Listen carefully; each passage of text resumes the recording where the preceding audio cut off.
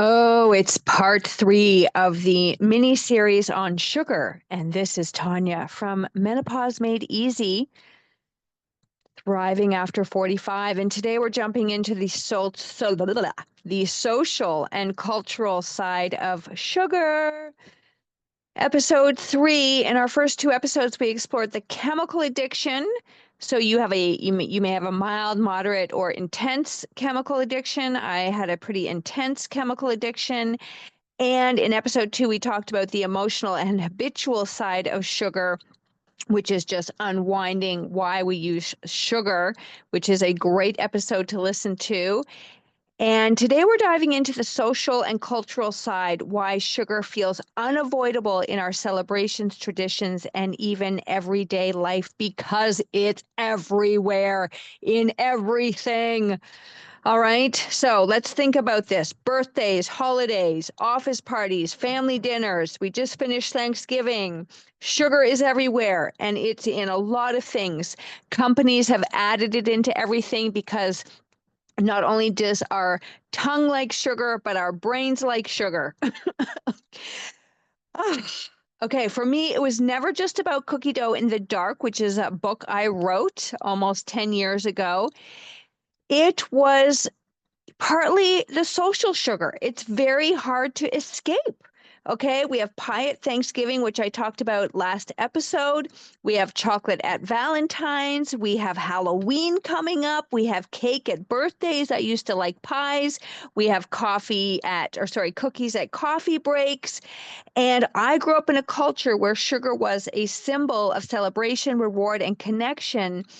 And it still is. And even as an adult, it's easy to get pulled in. So, again, some of you may be listening, you have no issue with sugar, then this episode is not for you. But for many people I talk to, um, sugar in the form of chips, popcorn, pasta, bread, just think of anything like that. That quick energy pulls us in. And then think about just how often sugar is coming into our awareness and the marketing messages around sugar. The tricky part is that this social sugar can sometimes come with guilt. Some people may not experience guilt, so that's good. I think I used to. I don't anymore. I have more curiosity, and sometimes I'm like, "Oh, Tanya, why did you do that? You silly girl." But more curiosity and compassion, right? I know when I'm overdoing it. And I'm really trying to figure out why I overdo it sometimes, and sometimes I don't. And again, I'm only looking at this now for me as a health issue because as we go through this perimenopause, menopause adventure, we become more insulin resistant. And I do not want to have any diseases related to sugar. And there's a lot of them, which I will be talking about. And I've also done a lot of episodes on insulin resistance and diabetes, so you can read those.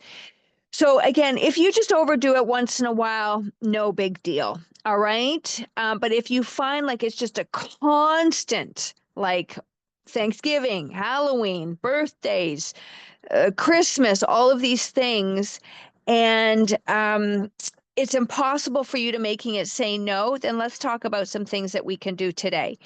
So sugar in social life. Think about how often sugar is being presented to you in your day-to-day activities. Okay, just in your day-to-day activities. Notice the birthdays with the cake or the pies, or the treats, the candy. Notice the holidays with the cakes, the pies, the cookies, that sort of thing. We are in the midst of high sugar season, and it's also related to why a lot of us get sick at this time of year, because sugar pulls down our immunity, makes us feel inflamed, bloated. It's not great. Okay, so we're heading into holiday season. If you are working, notice if you have donuts, cookies, treats that seem irresistible to you. So these events are designed, they have been marketed to us, they are in our cultural fabric to make sugar feel essential. And your brain learns if I want connection or celebration, sugar is part of it.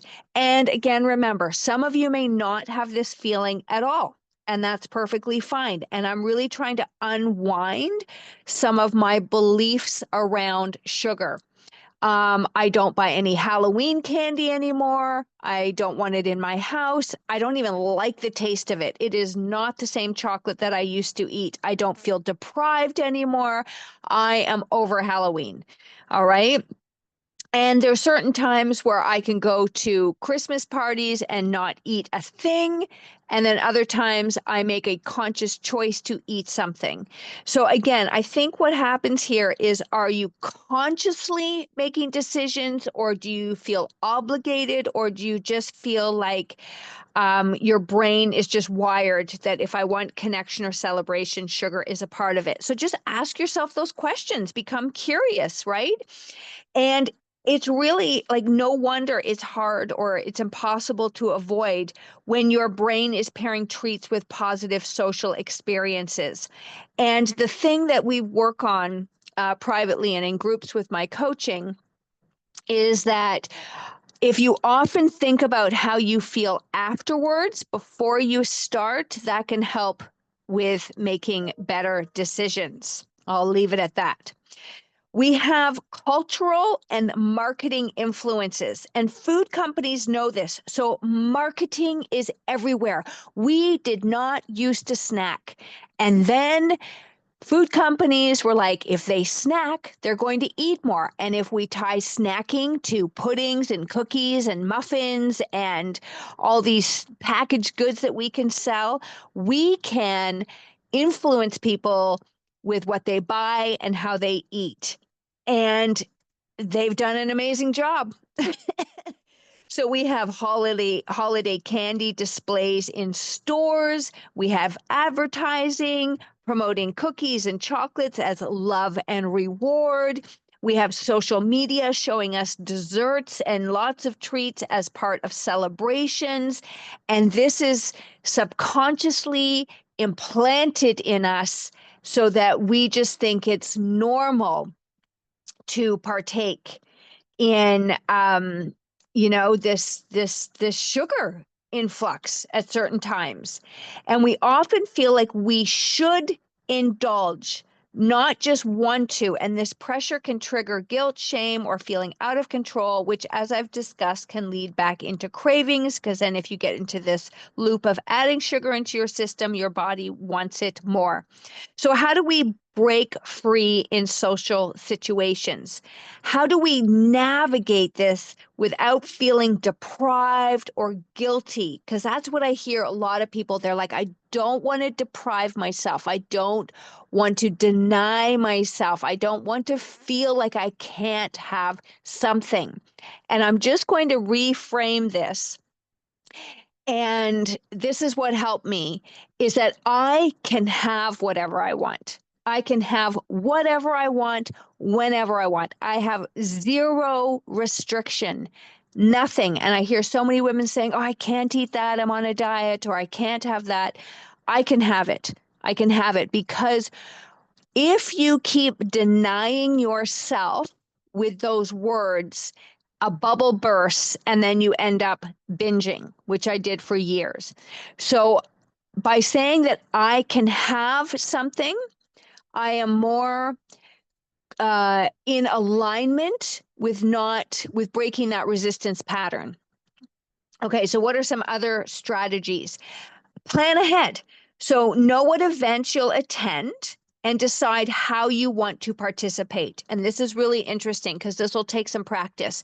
So last year, that I can remember, it could be years before, but I'll just talk about last year.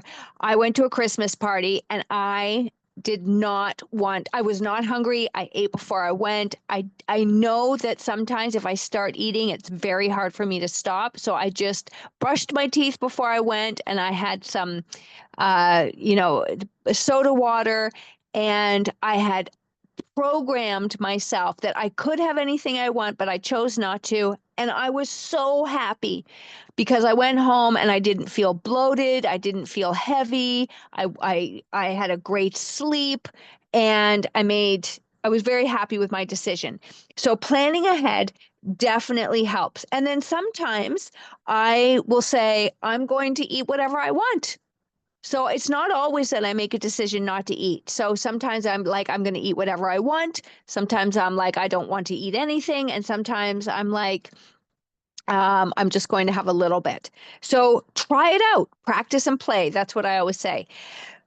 If you can, maybe bring your own alternatives. So if you know you're going somewhere and it's just all ooey gooey treats, bring a fruit platter or some homemade snacks that satisfy you and give you some choice.